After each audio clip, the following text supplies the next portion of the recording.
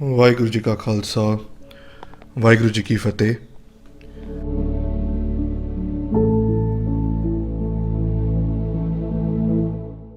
सो करुणा, दूसरा जो गुण गुरु महाराज ने कहा करुणा। करुणा का मतलब है कंपैशन, दया। अभी इसमें कौन कौन सी चीज़ें इंक्लूड होती हैं? जैसे हमने पिछले मैत्री स्वभाव में देखा कि जो भी हमारे नीचे है, कोई भी ज़रूरतमंद है, उसकी मदद करना। अहंकार नहीं करना कि भाई वो मेरे से ले रहा है। संगत जी, नॉर्मल सी बात है कि जब हमसे कोई ज़्यादा बार पैसे लेता है ना, हमारे में अहंकार आ जाता है कि यह बार बार उठ के आ जाता है, मेरे से ही क्यों मांगता है। ठीक है, वो एक एलिमेंट आ जाता है अंदर, लेकिन वो चीज़ नहीं लानी। गुरु महाराज कहते हैं कि कभी भी जब कोई ऊंचे ओहदे पे हो तब आपको वो अहंकार नहीं करना। तो इसीलिए गुरु महाराज ने ये सब सिस्टम बनाए हमारे लिए, हम सब के लिए, कि गुरुद्वारा साहिब में कोई बड़ा सा बड़ा नेता भी आ जाए ना, उसको भी बैठना नीचे बाकी लोगों के साथ ही बैठना पड़ता है। ठीक है, जब लंगर की सेवा होती है ना, तो उसको नॉर्मल लोगों के साथ ही करनी पड़ती है, भले जितना भी बड़ा हो। ठीक है, भले यूएन का भी हेड क्यों ना आ जाए। गुरु महाराज ने कलाई ऐसी बरती है कलयुग में। ठीक है, तो सेवा का इतना ब्यूटीफुल कंसेप्ट दिया गुरु महाराज ने कि हमें वो हाई स्टेटस का अहंकार आ ही नहीं सकता। दूसरी चीज़ ये कि मैं एक अपने फैमिली मेम्बर्स के साथ थोड़ी विचार कर रहा था, तो तब एक चीज़ आती थी कि जब कोई पैसे देता है ना, फॉर एग्जांपल कई बार ऐसा होता है कि व्हेन डिपेंडेंट फैमिलीज होती हैं जो एक इंसान पे ही डिपेंड करते हैं, कई बार ऐसा होता है कि वो जिस पे डिपेंड करते हैं उनमें एक अहंकार आ जाता है कि मेरे से मांगते हैं ये। ठीक है, तो वो क्या करते हैं कि जो अगर 100 मांगे हैं तो 20 देंगे। ठीक है, अगर 20 मांगे तो 5 देंगे। क्यों? क्योंकि उनके अंदर ये चीज़ होती है कि पहली बात तो ये कि मेरे पैसे लिए जा रहे हैं, दूसरी बात यह है कि उनको अहंकार आ जाता है कि भाई मेरे से मांगा जा रहा है। ठीक है, तो वो जो चीज़ें हैं संगत जी, ये जो एलिमेंट है हम सबके अंदर है। ऐसा नहीं कि कोई हम सब दूध के धुले हुए हैं, नहीं, ये एलिमेंट हम सबके अंदर है। लेकिन ये चीज़ दूर कैसे होती है? गुरु महाराज ने इसलिए दसवंध का कंसेप्ट दिया कि जो भी आपकी अर्निंग आ रही, जितना भी आप कमा रहे हो, वो आपको देना है दूसरों को। ठीक है, क्योंकि जब आप देते हो आपको दुख होगा। अगर आपकी वो अवस्था नहीं है, आपको दुख होगा जब वो जाएगा आपकी पॉकेट से। लेकिन वो जब आपकी पॉकेट से जाएगा, वो आपके पाप भी साथ में ही ले जाएगा, आपका जो अहंकार है वो साथ में ही ले जाएगा वो। ठीक है, और कंसेप्ट दसवंध का बहुत डीप है। हमने एक पर्सपेक्टिव देखा है दसवंध का। पहली बात तो ये, दसवंध हमें बिलोंग करता ही नहीं, वो गुरु महाराज का है। जो 100% जो हम कमा रहे हैं गुरु महाराज के हैं।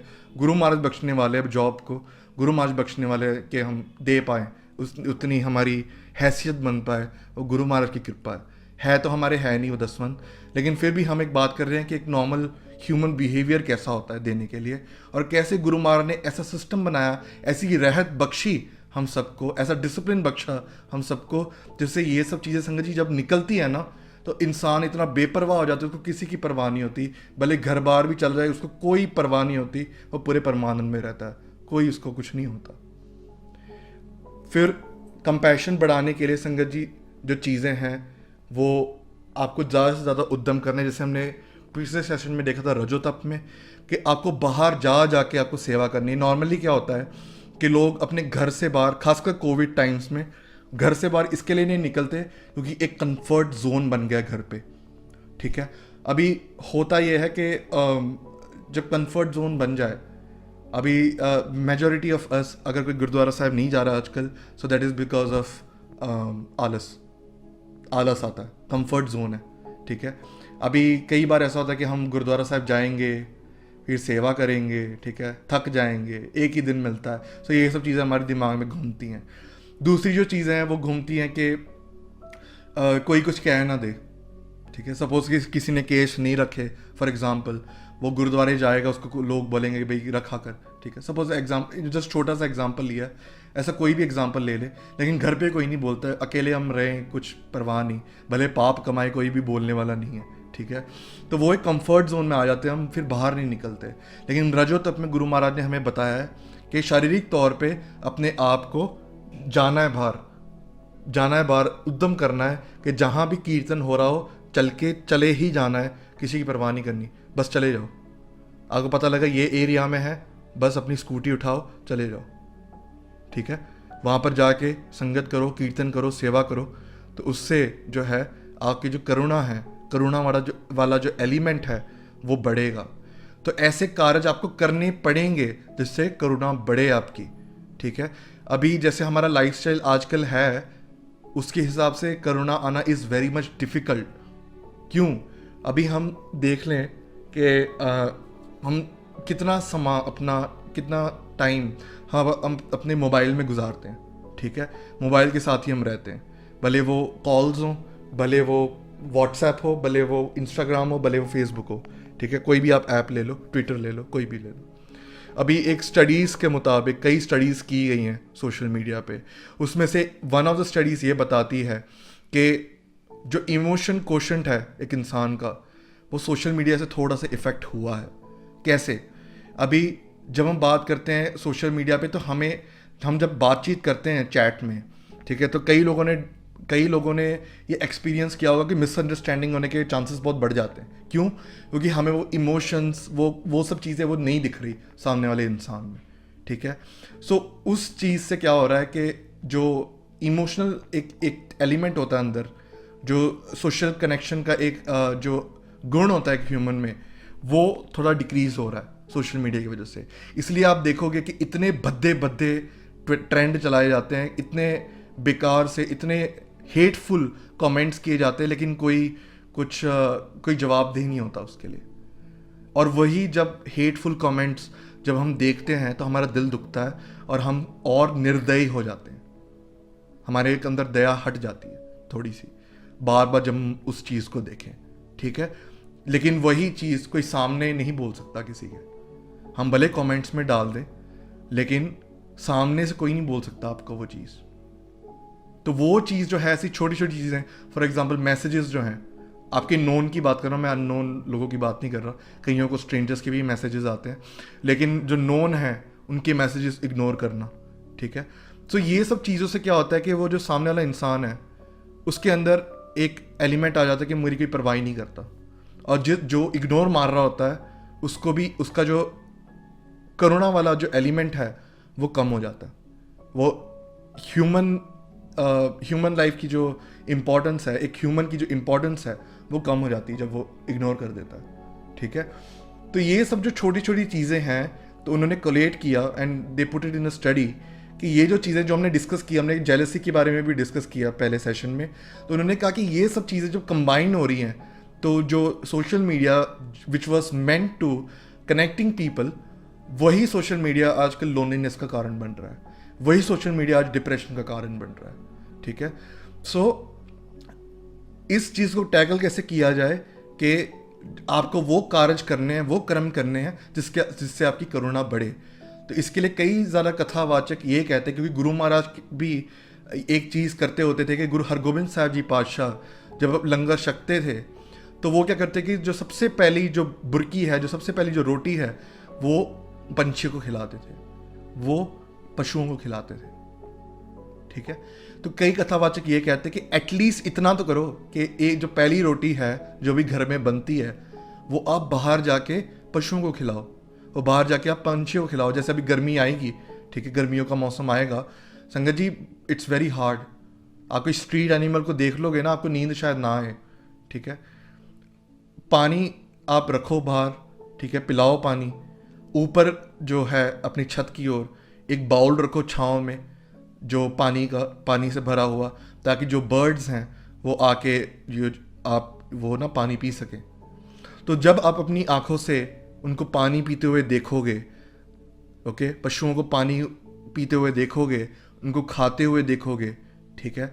जब लंगर में आप सेवा करते हो, आप जब दोगे, आप देख रहे हो सामने वाले को कि वो कैसे ले रहा है, शुक्राना कर रहे हो उस परमात्मा का, फिर वो शक रहा है रोटी, ठीक है। तो ये सब जो छोटी छोटी चीज़ें ना संगत जी, वो हमारे हृदय में बहुत ज़्यादा परिवर्तन लाते हैं। तो ऐसे कार्य हमें ज़्यादा से ज़्यादा करने हैं कि जो करुणा बढ़ाएं, और दूसरी चीज़ ये, इन चीज़ों से हम दूर रहें जो करुणा हमारी कम करते हैं, जो कंपैशन हमारी कम करते हैं, ठीक है। तो इसलिए बहुत ज़्यादा प्रीफर किया जाता है कि सोशल मीडिया को उतना ही यूज़ किया जाए जितना काम है, उससे ज़्यादा नहीं। अगर आप यूट्यूबर हो, आप पोस्ट कर रहे हो वीडियोज़ एंड ऑल, आप उतना ही पोस्ट करके छोड़ दो, आपको कुछ देखने की ज़रूरत नहीं। फिर जितना ज़रूरत है उतना ही करो, that's it. It's very hard obviously, हमारी एक एडिक्शन हो जाती है। सोशल मीडिया के बारे में बात करें, it's a very big subject, ठीक है, लेकिन हमने बस एक पर्सपेक्टिव की बात की, ठीक है। सो एडिक्शन आ जाता है तो उसी के लिए कई सज्जन क्या करते हैं कि डीएक्टिवेट मार देते हैं, लेकिन आप नहीं कर सकते, आपकी किरत है उस पर, आप यूट्यूब कोई चैनल चलाते हो, ठीक है, तो आपको सिर्फ उतना काम करके छोड़ देना, यू हैव टू अवॉइड, इतना भी अंदर घुसने की ज़रूरत नहीं, देयर इज़ नो नीड, ठीक है।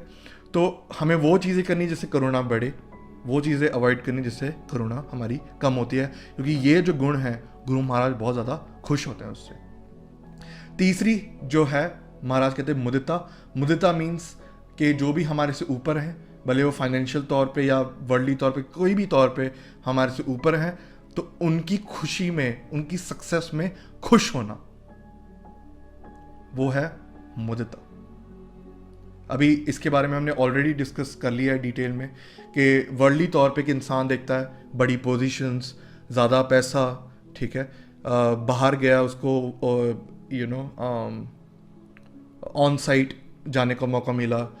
सो दीज ऑल थिंग्स जो है, जब वो देखता है कि इंसान कि उनके फ्रेंड को मिला, उनके कलीग्स को मिला, तो वो थोड़ा ईर्खा आ जाती है उनके अंदर, खुशी नहीं आती। सिमिलरली विद गुरसिख, कि जब वो देखता है कि उसी की उम्र के लोग जब कथा कर रहे हैं, उनको ज़्यादा से ज़्यादा लोग सुनने शुरू हो गए हैं, एंड गुरसिख मैरिजेस हो रही है, वो अगर सिंगल है, सो ये सब चीज़ें इट अफेक्ट्स गुरसिख। मैंने जैसे छोटे छोटे एग्जांपल लिए हैं, हर एक की प्रॉब्लम डिफरेंट डिफरेंट हो सकती है, ठीक है। सो मुदिता इज बीइंग हैप्पी, दूसरों की सक्सेस में खुश होना, नॉट बीइंग जेलस। ये दिमाग में आना कि हे परमात्मा तेरी कितनी वडियाई, उस इंसान का आप देखो ना, सपोज एक इंसान सक्सेसफुल हुआ है, वो बता रहा है कि मैं इतने बजे उठ जाता था, 3 बजे उठ के ट्रेनिंग करता था, ठीक है। नॉर्मल वर्ल्डली तौर पे हमें यही सुनने को मिलता है, नाम बहुत कम ही जपते हैं उठ के, 3-4 बजे उठ के ट्रेनिंग करता था, बास्केटबॉल खेलता था, कुछ भी हो, कोई भी सक्सेस स्टोरी हम सुने, हमें ये ना हो कि हमारे साथ क्यों नहीं, हमें ये हो कि परमात्मा ये तेरी वडियाई है, तू ही ये कर सकता है, तू ही ऐसे गुण बख्श सकता है कि एक इंसान उठ के इतना कुछ कर गया, तेरी वडियाई के बिना कुछ हो ही नहीं सकता, ठीक है। तो ये जो है ये भी रजो तप में हमने डिस्कस किया था पिछली बारी, कि जो भी आप चीज़ें कर रहे हो दिमाग ज़िंदगी में, वो एक एक चीज़ में परमात्मा को लिंक करना उस चीज़ से, ठीक है। सो चीज़ें रिलेट हो रही हैं बहुत सारी।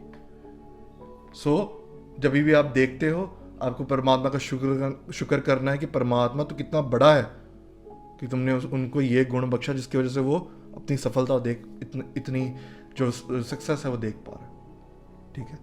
और दूसरी चीज़ ये कि एक तरफ हमें ये भी दिमाग में होना चाहिए कि हमारा पर्पस क्या है।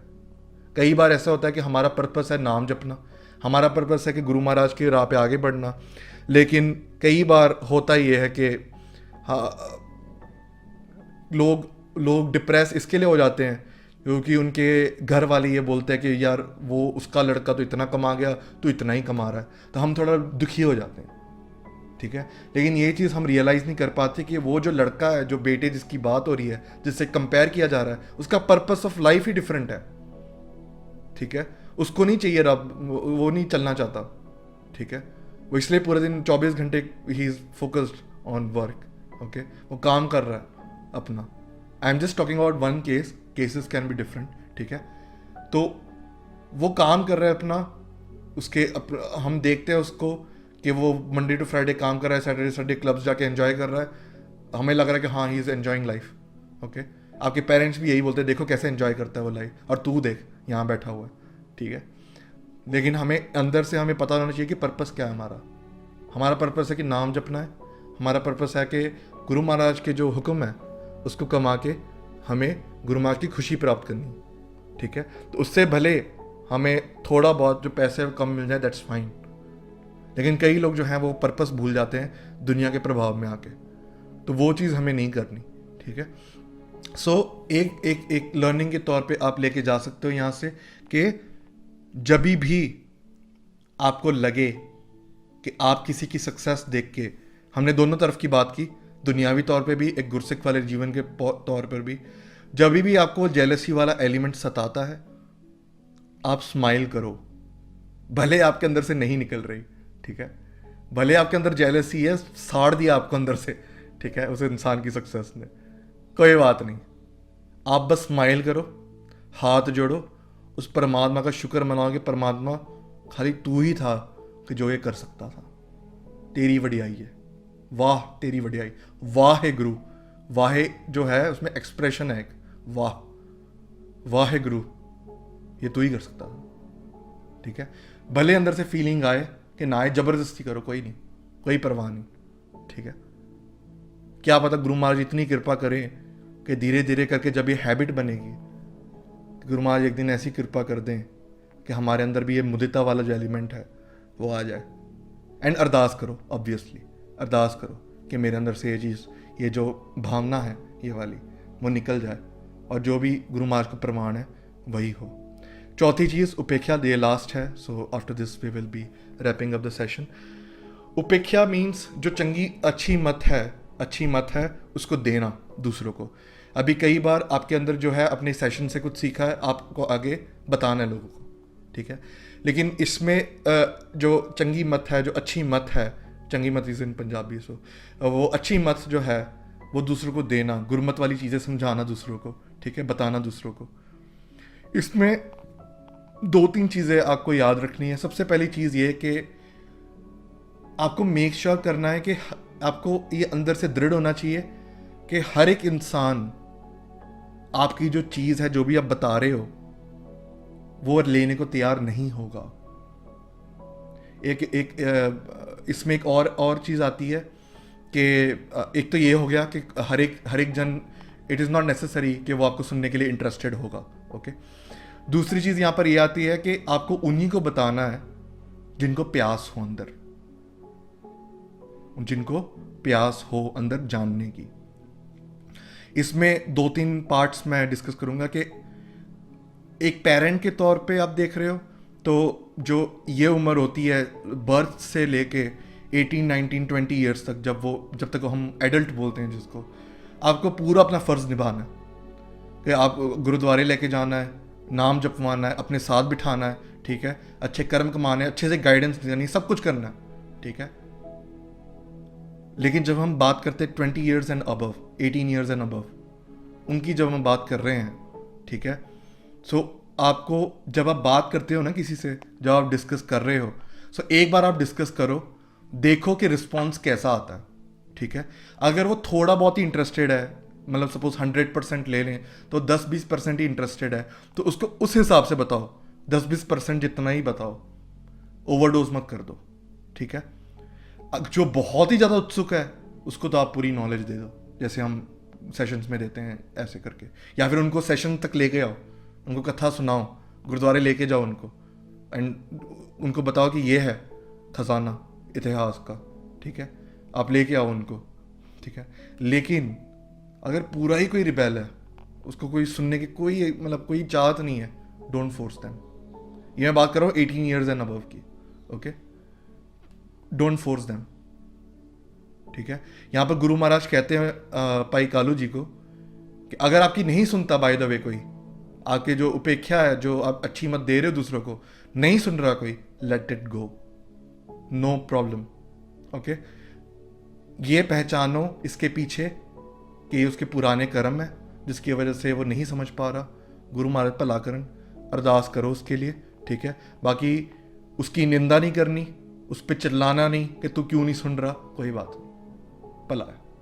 क्योंकि अगर आप उसको फोर्स करोगे सामने वाले को, जो 1-2%, 0.5 या 1% भी जुड़ा होगा ना, वो भी टूट जाएगा और उसका भार आपके ऊपर पड़ जाएगा, ठीक है।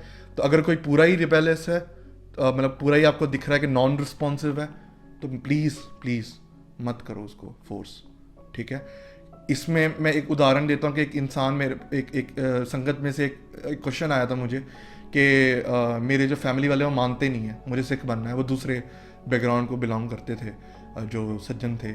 तो उन्होंने मुझे बताया कि मैं ना अपने फैमिली ग्रुप में एक तो रिबेल उनके फैमिली वाले मान नहीं रहे, ऊपर से वो सज्जन ने क्या किया कि अपने जो फैमिली वाला ग्रुप है ना, उस पर सिक्खी रिलेटेड पोस्ट डालते गए, ठीक है, गुरु महाराज के बारे में, गुरु महाराज का इतिहास ही है वो, ठीक है। और आखिर में क्या हुआ कि उन्होंने गुरु तेग बहादुर जी महाराज के रिलेटेड, गुरु महाराज की जो शहीदी है उसके बारे में उन्होंने ग्रुप में डाला और एक बहुत ही उल्टा कमेंट आ गया, ठीक है। तो ऑब्वियसली अगर आप प्यार करते हो गुरु महाराज को तो आपको या तो दुख होगा या तो गुस्सा आएगा, ठीक है, वो देख के। लेकिन आप ये भी तो देखो कि आप बता किसको रहे हो, ठीक है। सो यही चीज़ें होती हैं।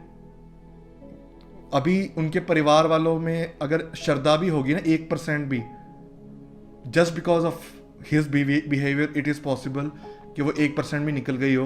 वो रिबेलियस नेचर जो होता है ना कि इंसान का, कि एक होता है ना कि अब तो मैं नहीं करूँगा, ये वाला जो एलिमेंट होता है हर एक के अंदर, वो जाग गया होगा एंड उन्होंने फिर उल्टा जवाब दे दिया, ठीक है। उसकी वजह से वो बोलता रहा था वीर जी मैं तो अपनी तरफ से तो बता ही रहा था, अपनी तरफ से तो एजुकेट कर रहा था, लेकिन ये हो नहीं रहा, ठीक है। तो ये चीज़ आपको याद रखनी है हमेशा कि जब आप विचार कर रहे हो किसी के साथ, हाउ मच वो कितना ले रहा है सामने वाला इंसान, उसी के हिसाब से दो। अगर आपको मैं, कोई भी इंसान है, आपको मैं अभी बता दूं कि हाँ 5 घंटे वाहिगुरु सिमरन करो, ऑब्वियसली आपका ओवरडोज हो जाएगा, ठीक है। तो आप फिर वो नहीं ले पाओगे अंदर, ठीक है। तो वैसे ही उस इंसान के हिसाब से आपको बताना है जो बहुत ही ज़्यादा जानना चाहता है। आप उनको इतना सपोर्ट करो, जो प्लेटफॉर्म्स हैं, जो ऑल अबाउट सिक्की के जो रिलेटेड प्लेटफॉर्म्स है, या कोई भी प्लेटफॉर्म आपको अच्छा लगता है जो ऑथेंटिफाइड है पंथ के तौर पे, आप ज़रूर वहाँ पर लेके जाओ। आप वहाँ पर उनको गाइड करो जिनको प्यास है, क्योंकि उनको पानी की ज़रूरत होती है, और वो जो पानी है वो कथा से मिलता है, वो सेशंस से मिलता है, वो गुरु महाराज के इतिहास सुन के मिलता है। आप ज़रूर लेके जाओ। थोड़ा बहुत रिसेप्टिव है, आप उनको उतना ही बताओ जितना ज़रूरत है। अगर आपको लग रहा है कि वो उसकी लिमिट पार हो गई है, कीप क्वाइट, नो प्रॉब्लम, ठीक है। और जो पूरा ही गया हुआ है उसको बस आप अरदास करो गुरु महाराज को। कोई निंदा नहीं करनी, कोई चुगली नहीं करनी किसी के साथ कि वो तो सुनता ही नहीं, वो तो ऐसा है, वो तो मनमुख है, नहीं बताना किसी को, ठीक है। जस्ट लीव, गुरु महाराज कहते हैं, ठीक है। सो ये जो 4 गुण हैं, मैत्री, करुणा, मुदिता और उपेक्षा, सो ये सब जो हैं 4 गुण एक सन्मुख के अंदर होते हैं। तो गुरु महाराज ने बताया हमें कि सन्मुख क्या होता है। मनमुख के बारे में गुरु महाराज सिंपल सी बात बताते हैं कि जो अपनी मन की सुने वो मनमुख है। अगर हम सुबह ये सुनते हैं, अपने मन की, ये वाले मन की बात मान लें कि हाँ चल कोई नहीं, उठेगा तो थक जाएगा, ये वो, सो जाओ, तो ये हुआ मनमुखों वाली बात। अगर हमने मान ली अपने मन की बात, ठीक है। सो मन की बात नहीं माननी। सो मनमुख जो है, जो अपने मन की सुनता है, गुरुमत के अकॉर्डिंग नहीं चलता। भाई कालू जी ये सब सुनते हैं, आनंद में चले जाते हैं, उनको इतना आनंद आ जाता है।